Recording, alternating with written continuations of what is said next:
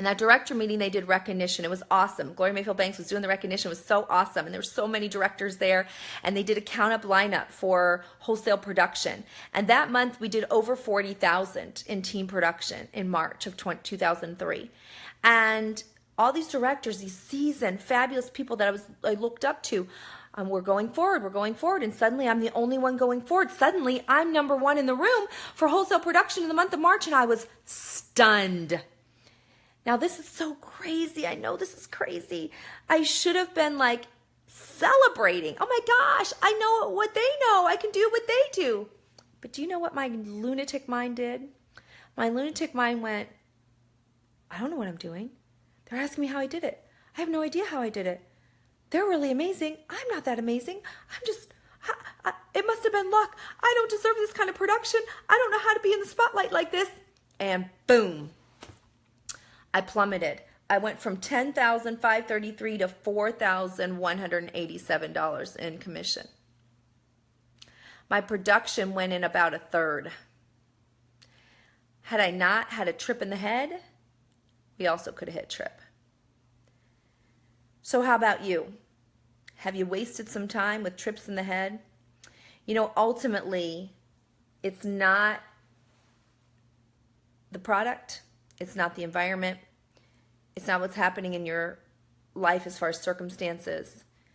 Businesses fail because of the owner. It's not your mentors either.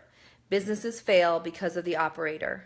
The operator is completely in charge of their experience and what they do. As Tony Robbins says, it's not a lack of resources. It's a lack of resourcefulness. I see that it's 12:30. So get more resourceful. I want to close with this thought. 80% of who we are, 80 to 90%, now I've forgotten the exact number, go Google it, is run by the subconscious mind. I believe it's 90%. And 10% is run by your conscious mind. So when we say we want something, but we don't internalize that we deserve it, can do it, will have it, guess what? You don't. It's like Mary Kay Ash says, if you think you can, you can. If you think you can't, you're right. So when you're in self-doubt, what I should have done, when you're in self-doubt, the number one enemy is, point to your chest, point to your chest. The number one enemy to remember is me. When I'm in self-doubt, disbelief, I think I can't do it, I think I'm not enough, I think my circumstances outweigh anybody else's circumstances, the number one enemy is me. So what are you going to do?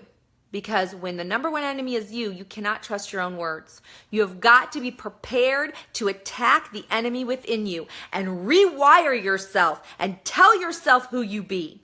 Years later, I went through a trip in my own head.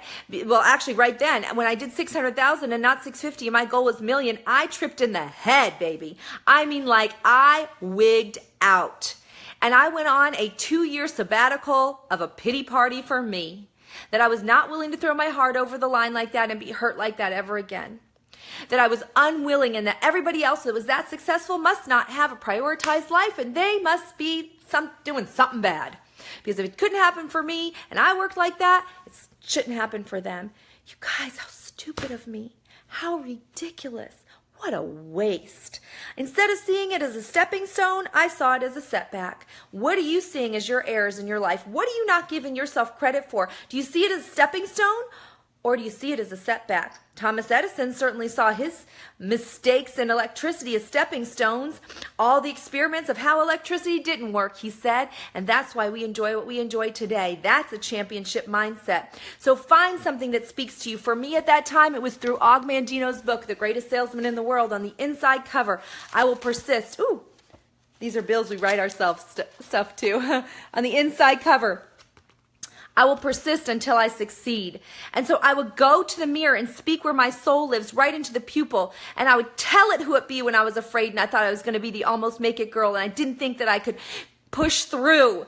And I would remind myself of the champion that I was born to be. You see, you don't get to be that way. You have to create that person. Create who you want to be. Who you see and what I'm doing today and what I intend to do in the future is not because of who I was gifted to be. It's because of who I created. And you have got to create that person too, with intention and with outside words. If it's a Bible verse, if it's a book that speaks to you, if it's a song that drives you, but be prepared with it, because you are not going to be prepared when you're in that moment. You've got to pre-prepare and then grab it, baby. When you don't feel like it, you grab it and you speak to that soul, because that soul knows how powerful you are. That is you, and that's who you deserve to be, and you are becoming that person. That first 30 days that you go out there, it might seem a little bit easier because you're going to work with those people that you're used to. It's like at the bottom of a mountain. I want you to pretend you're at the bottom of a mountain and you're like, yay, we're all going to do this. This is so cool. Well, at the bottom of the mountain, you got all this energy and all this enthusiasm, and then you get to the midway top.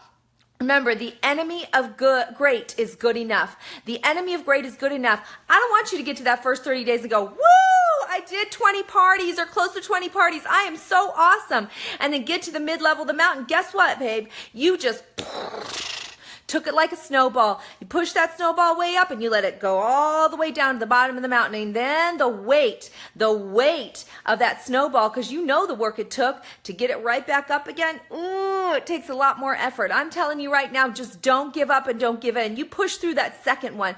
That first one is the learning one, the hard one, the one you're refining. And the second one you're refining and you're tweaking everything. And it's hard, and you got to push through that second 30 days. That 60 days is the hardest time. And then you get to the top of the mountain, and that snowball that you created, babe, it's on the downward slope, and it's just gonna whoo, it's gonna go with pure momentum, and you're gonna feel what it feels like to have a runner's high. Now, I don't know what that feels like because I've never had one, because I don't run like that, but I heard it's really good, and I felt it in my business. That runner's high can only be earned. It can't be expected. You're gonna get it, and it's gonna be like stuff is coming in, and people that were watching you from before that didn't believe you are now joining your team, and classes that weren't holding before are now holding, and business that wasn't booking before is now coming through, and you just hope that something cancels because you have so much you can't even take it. I dream this dream for you. The powerful person inside you is screaming to come out. Just let it. Just throw your heart over the line, because that's where God's blessings are waiting for you. God bless you. Thank you for allowing me to share today. 2020, baby. Set up next year for your ultimate win. Bye for now.